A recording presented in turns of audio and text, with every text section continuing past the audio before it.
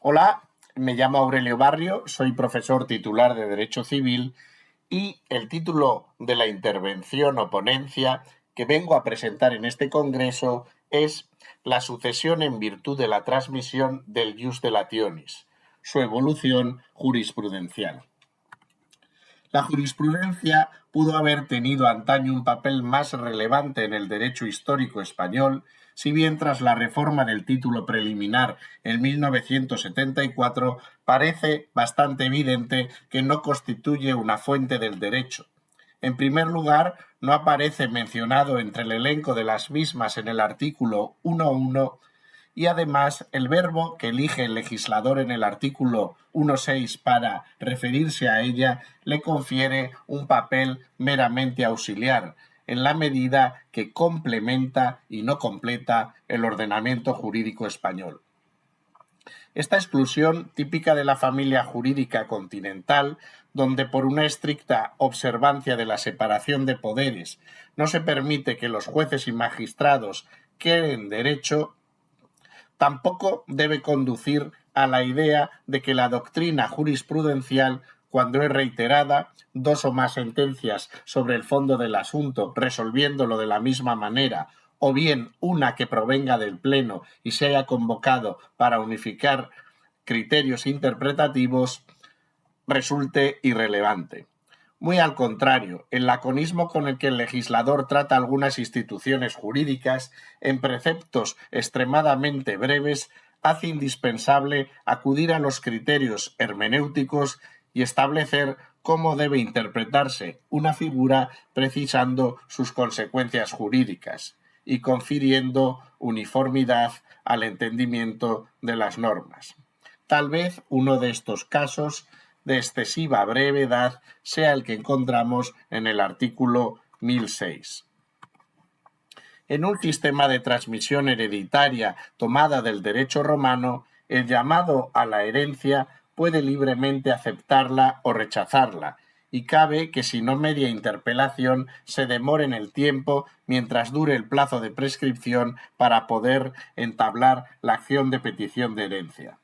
Esta situación, que se aplica a la sucesión universal y no a la particular a favor del legatario, podría llegar al extremo de que el llamado falleciese sin haberse pronunciado al respecto. Con ánimo de resolver este problema y frente al criterio mantenido por el antiguo derecho romano, dice hoy el artículo 1006 del Código Civil que por muerte del heredero sin aceptar ni repudiar la herencia pasará a los suyos el mismo derecho que él tenía.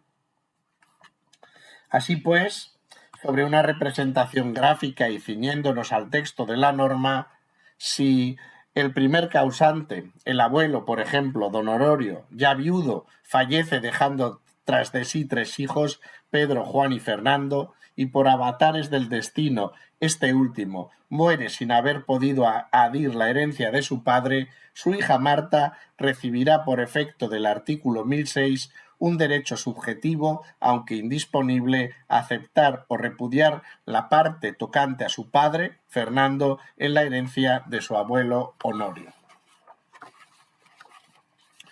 Conforme a los tratadistas, este problema de derecho sucesorio implica cuando menos 3 sujetos, que según la nomenclatura más extendida reciben el nombre de causante, el muerto en primer término, en nuestro caso el abuelo Honorio,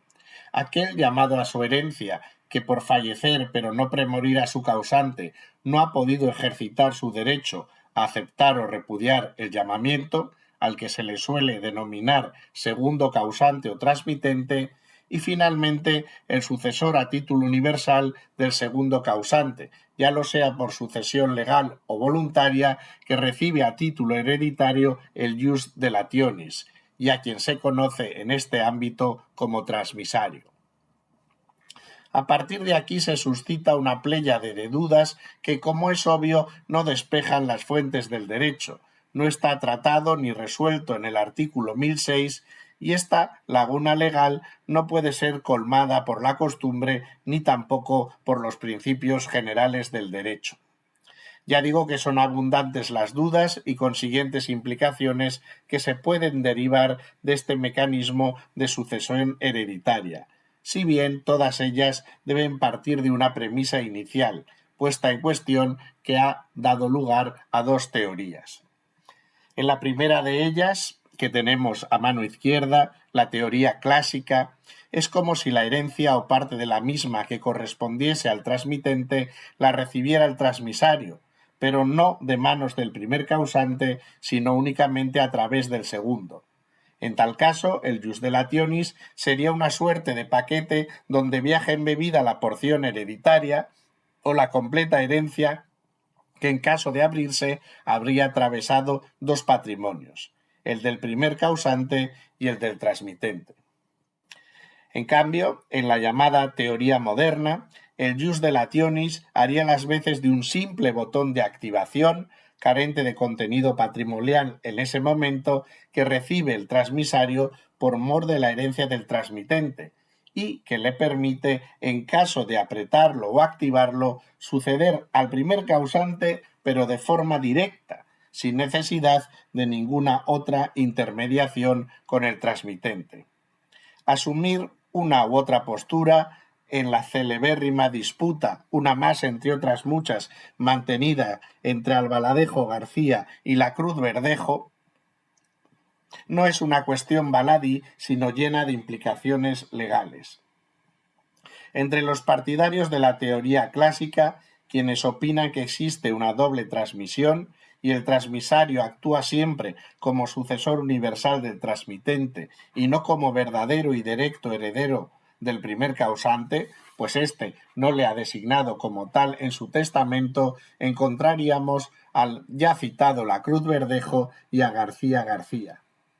Además, esta posición venía siendo la postura oficial del centro directivo, expuesta en la resolución de la Dirección General de los Registros y del Notariado de 23 de junio de 1986 y la conocida de 22 de octubre de 1999. También era la que seguía igualmente la Sala Tercera del Tribunal Supremo, respaldando el criterio y la actuación de la Administración tributaria al liquidar el impuesto de sucesiones, como puede comprobarse en las sentencias de 31 de marzo de 2004 y 14 de diciembre de 2011. La teoría moderna cuenta con adalides importantes como el citado Albaladejo García, Jordano Barea, O'Callaghan Muñoz y Valle de Goytisolo, entre otros. Tal vez la consecuencia más obvia y de gran interés práctico para el ciudadano serían las repercusiones de naturaleza tributaria o de índole fiscal, pues en la tesis mantenida por Albaladejo y Jordano, si el transmisario sucede directamente al primer causante, únicamente se ha dado una transmisión por la que tributar, mientras que acorde a la postura defendida por la Cruz Verdejo existirían dos transmisiones sucesorias, del primer causante al transmisario y de este al transmitente, generándose dos hechos imponibles a los efectos del impuesto de sucesiones. Siendo este el contexto descrito, se produjo la muy interesante decisión o leading case, que es la sentencia de la Sala Primera número 539/2013 de 11 de septiembre, repertorio de jurisprudencia 7045, en la que el Tribunal Supremo, reunido en pleno, muda de criterio y fija doctrina jurisprudencial respecto a cómo ha de interpretarse ese derecho de transmisión en el artículo 1006, decantándose ahora por la tesis moderna y abandonando la clásica. Así pues, en el caso, cuando los sucesores a título universal llamados a la herencia del transmitente ejercitan el jus delationis integrado en ella, se afirma que suceden directamente al causante, de tal modo que hay dos herencias distintas pero no sucesivas. Una la del primer causante y otra que opera aparte, que sería la del transmitente fallecido. A mayor abundamiento, el propio Tribunal Supremo, aunque en una sala diferente, esta vez la tercera, a la que corresponde resolver las cuestiones relativas al sistema impositivo, realiza una interpretación a efectos tributarios del artículo 1006 del Código coincidente con la civil, para llegar a la conclusión de que el ejercicio del jus delationis por los herederos de quien fallece sin aceptar ni repudiar no da lugar a una nueva delación hereditaria ni por ende a una nueva transmisión que genere dos liquidaciones por el impuesto de sucesiones. Se trata de una sentencia de sala y no de pleno, pero un poquito más adelante, sin que haya transcurrido ni tan siquiera un año, en la sentencia de Sala Tercera, sección segunda, número 434/2019, de 29 de marzo, repertorio de jurisprudencia 1307, el Alto Tribunal establece jurisprudencia al confirmar la resolución anterior manifestando idéntico parecer.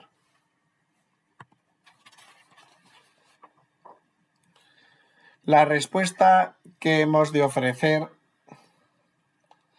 hasta aquí lo que en puridad constituiría la píldora jurisprudencial. No obstante, conviene añadir que el centro directivo, aunque formalmente dice adherirse a la posición aquí compendiada, ha tenido ocasión de poner de manifiesto los graves inconvenientes que para los derechos de terceros, fundamentalmente la viuda, los legitimarios y los acreedores del transmitente, supone aceptar la llamada tesis moderna. Es más,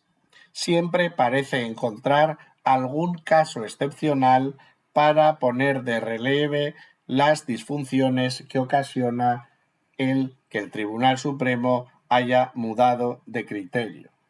Es más, en la última de las resoluciones de la Dirección General de Seguridad Jurídica y Fe Pública que se han podido consultar, de 19 de abril de 2023, hay ya de una forma más abierta una sugerencia para volver a la tesis clásica en detrimento de la moderna. Muchas gracias por vuestra atención y espero que esta ponencia haya resultado de vuestro interés.